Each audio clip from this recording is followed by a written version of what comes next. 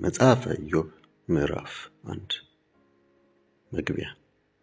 ዖፅ በሚባል አገር የሚኖር ኢዮብ የተባለ ሰው ነበረ። ይህ ሰው ነቀፋ የሌለበት ቅን፣ እግዚአብሔርን የሚፈራና ከክፋት የራቀ ነበር። እርሱም 7 ወንዶችና 3 ሴቶች ልጆች ነበሩት።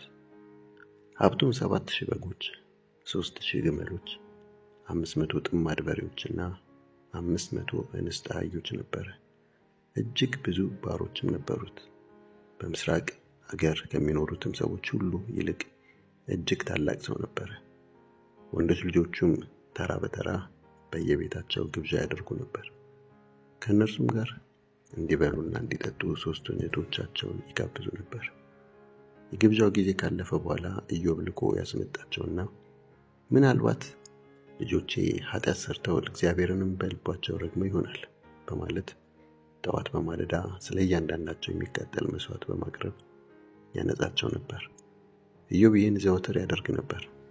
የመጀመሪያው የኢዮብ ፈተና። አንድ ቀን መላእክት በእግዚአብሔር ፊት ሊቆሙ በመጡ ጊዜ ሰይጣንም መጥቶ በመካከላቸው ቆመ። እግዚአብሔርም ሰይጣንን ከወዴት መጣህ አለው። ሰይጣንም በምድር ሁሉ ዞርሁ፣ ወዲያና ወዲህም ተመላለስሁባት ብሎ ለእግዚአብሔር መለሰ። እግዚአብሔርም ሰይጣንን አገልጋይን ኢዮብን ተመለከተውን? በምድር ላይ እንደርሱ ነቀፋ የሌለበት ቅን፣ እግዚአብሔርን የሚፈራና ከክፋት የራቀ ሰው የለም አለው።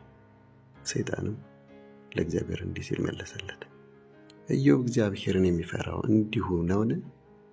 በእርሱና በቤተሰቦቹ ባለው ንብረት ሁሉ ዙሪያ አጥር ሰርተህለት የለምን?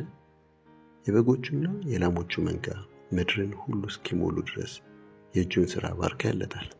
እስቲ እጅህን ዘርግተህ ያለውን ሁሉ ንካበት፣ በእርግጥ ፊት ለፊት ይረግምሃል። እግዚአብሔርም ሰይጣንን እነሆ እርሱ ያለው ሁሉ በእጅህ ነው፣ እርሱን ራሱን ግን እንዳትነካው አለው። ከዚህ በኋላ ሰይጣን ከእግዚአብሔር ፊት ወጥቶ ሄደ። አንድ ቀን የኢዮብ ወንዶችና ሴቶች ልጆች በታላቅ ወንድማቸው ቤት ተሰብስበው ይበሉና የወይን ጠጅ ይጠጡ ነበር። መልእክተኛም ወደ ኢዮብ መጥቶ እንዲህ አለው፣ በሬዎች እያረሱ አህዮችም ባጠገባቸው እየጋጡ ሳሉ ሳባውያን ጥቃት አድርሰውባቸው ይዘዋቸው ሄዱ። አገልጋዮቹንም በሰይፍ ገደሉ። እኔም ብቻዬን አመለጥሁ፣ ልነግርህም መጣሁ። እርሱም እየተናገረ ሳለ ሌላ መልእክተኛ መጥቶ የእግዚአብሔር እሳት ከሰማይ ወረደች፣ በጎችንና አገልጋዮችንም በላች፣ እኔም ብቻዬን አመለጥሁ፣ ልነግርህም መጣሁ አለው። እርሱም እየተናገረ ሳለ ሌላ መልእክተኛ መጥቶ ከለዳውያን በ3 ቡድን መጥተው ጥቃት አደረሱ፣ ግመሎችህንም ይዘው ሄዱ፣ አገልጋዮቹን በሰይፍ ገደሉ፣ እኔም ብቻዬን አመለጥሁ፣ ልነግርህም መጣሁ አለው።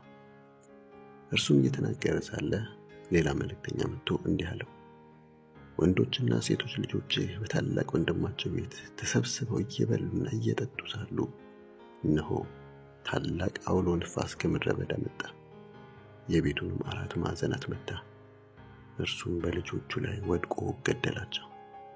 እኔም ብቻዬን አመለጥኩ፣ ልነግርህም መጣሁ። ኢዮብም ተነሳ፣ ልብሱን ቀደደ፣ ራሱን ተላጨ፣ በምድርም ላይ ተደፍቶ ሰገደ፣ እንዲህም አለ፣ ራቁቴን ከእናቴ ማፀን ወጣሁ፣ ራቁቴንም እሄዳለሁ። እግዚአብሔር ሰጠ፣ እግዚአብሔር ነሳ፣ የእግዚአብሔር ስም ቡሩክ ይሁን።